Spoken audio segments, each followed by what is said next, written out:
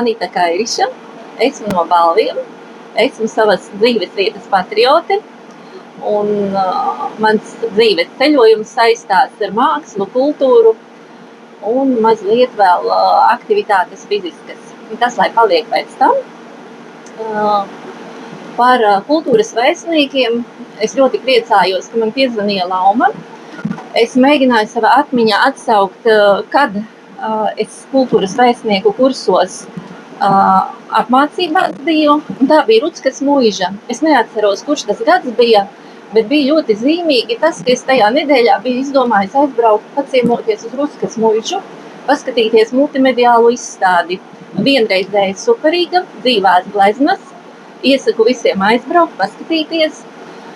Un ikdienā es darbojos māksla izglītībā, strādāju Balvu mākslas skolā. Nu jau varētu teikt veselu mūžību. Ļoti sena.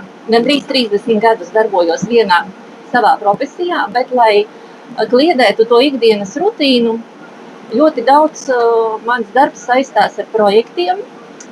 Darbojos biedrībā Radošās idejas jau 11 gadus, un mūsu tāds mērķis ir ievirzīt kultūrā, mākslā, izglītībā, pilsoniskā līdzdalībā cilvēkus no dažādiem reģioniem. Biedrība darbojās Rīga un Balvi, un mēģinam piesaistīt līdzekļus tik daudz, lai mēs varam paši gūt to pieredzi, paši gūt aiznest uz savu kopienu, un pēc iespējas vairāk dalībniekus arī apmācīt izglītības jomā, jo šobrīd mums ļoti aktuāli ir pilsoniskā līdzdalība un saistībā ar mūsu viesiem ar ukraiņiem, latviešu valodas apmācības. Un viens no tādiem foršākiem projektiņiem, ko es šobrīd realizēju savā kopienā, ir ilgtspējīgā mode, jaunuzņēmumi. Un, manuprāt, tas tāds man ir projektu saistība, ir tāds foršs restartiņš tam ikdienas darbam, ka es varu gūt sev pieredzi un arī pienesumu savā mazajā mākslas skoliņā.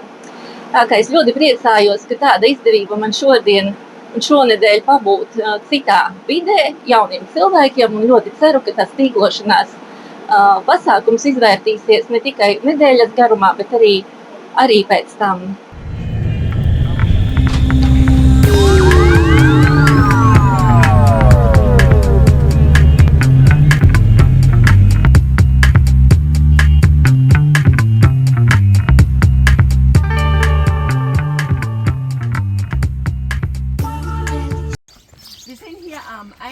Zum Schloss Kornberg zur Galerie, und die Frau Susanna Sula, sie wird sich selber vorstellen, wird Ihnen eine Führung geben und Erklärungen dazu geben. Ja? Tātad mēs esam pils šīs ēkas, galerijas pie ieejas, un Frau Zuzanna ir tās galerijas vadītāja. Jūs tagad klausieties, lūdzu. Jā, ir galerijas vadītāja, un viņa mūs iepazīstinās ar visu to, ko mēs šeit varēsim redzēt.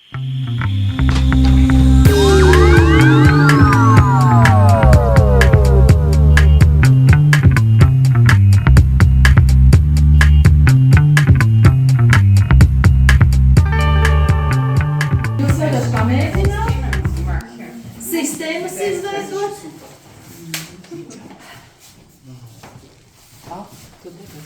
Jūs varat ņemt, pamēģināt, paspēlēties sistēmas izveidot. Tas ir viena profesora darbi, kuri nesen šeit bija izstādīta. Ja, bitte. Das ist extra viel. Yes, other people are interested. Just around. So long I was talking. Jā, man tā interesi bija par to, vai viņi arī sadarbojas ar vietējo kopienu šeit. Viņi teica, ka jā, šeit nāk bērni un ģimenes arī mācīties zīmēt šeit. Un ka viņa, kā jau teica iepriekš, tā pieredze Ungārijā, tur ir bijusi ļoti spēcīga mākslas, tas, kā viņi strādā jauniem māksliniekiem daudzus gadus, tad šeit tas viss tikai šobrīd sākas. Un šeit tā atšķirības starp Ungāriju un šeieni ir tā, ka tur mācīja mākslu mākslinieki skolās, tur kaut kāda apstākļu dēļ, tur nebija tāda zīmēšanas kaut kāda skolotāja vai kā, bet šeit Austrijā mākslu māca kā viņas nejās matemātikas skolotājs, un tad viņi arī mēģina šo iedot iespējas, kā arī mākslinieki strādā ar jebkuru kurš vēlas savus talantus attīstīt un pamazām es saprotu, kas iekustās tas tā.